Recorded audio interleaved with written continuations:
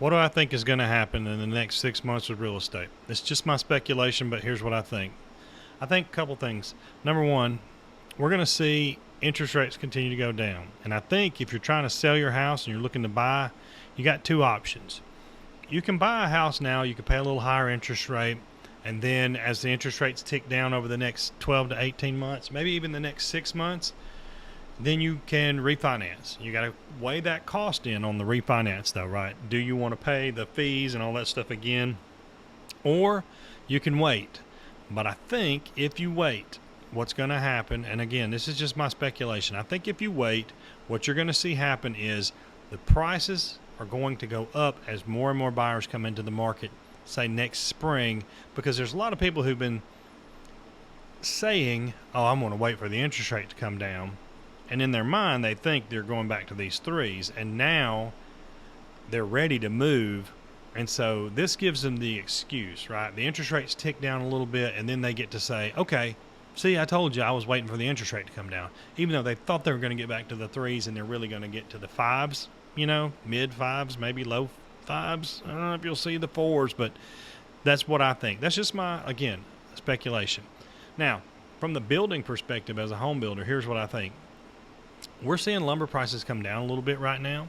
And I think if you're building a house right now, say in the next short window, but if you've been waiting to build a house for the lumber prices to come down, I think now is your time to pounce. And it might be the perfect opportunity because when you build your house right now, you're going to get the lower lumber costs, right? Because that's not going to last forever.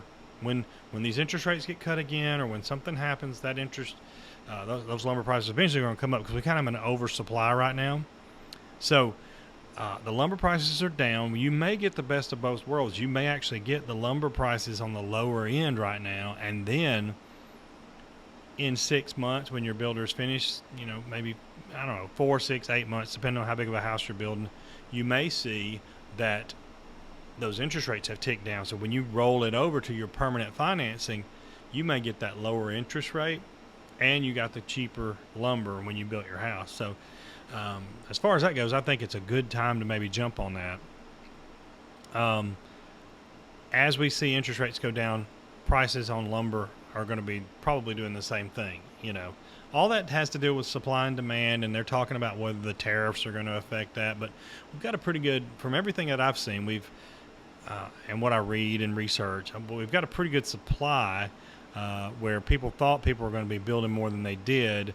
And now with this news about these interest rates coming down, I just think people are going to be sitting pretty.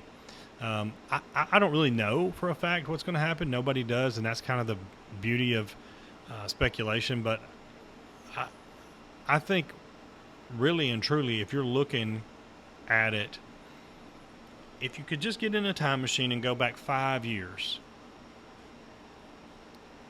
if you bought a house, whatever your interest rate was, if you built a house, whatever you paid for lumber during the COVID, the huge lumber uptick, if you did it and you stayed in it for 5 years, you probably, 99% of you came out to the good. If you bought a house with those lower interest rates and you had to pay way over asking and you thought, oh my goodness, no way, I'm never going to get this back.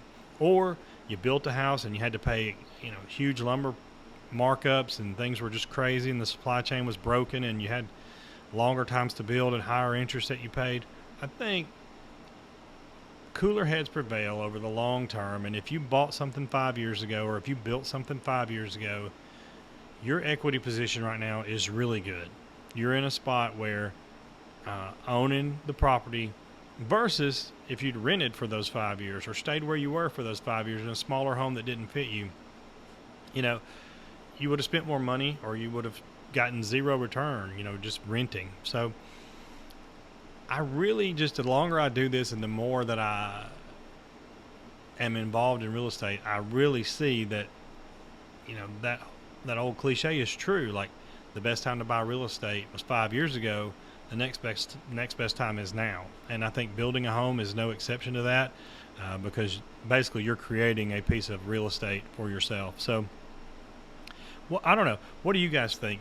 Drop a comment or send me a question or whatever, and let's talk about it because I think that's just what I see. I think that people who buy right now, You may pay a little bit higher interest rate, as opposed to the spring, but your interest rate versus your price, one of those two things is going to be higher.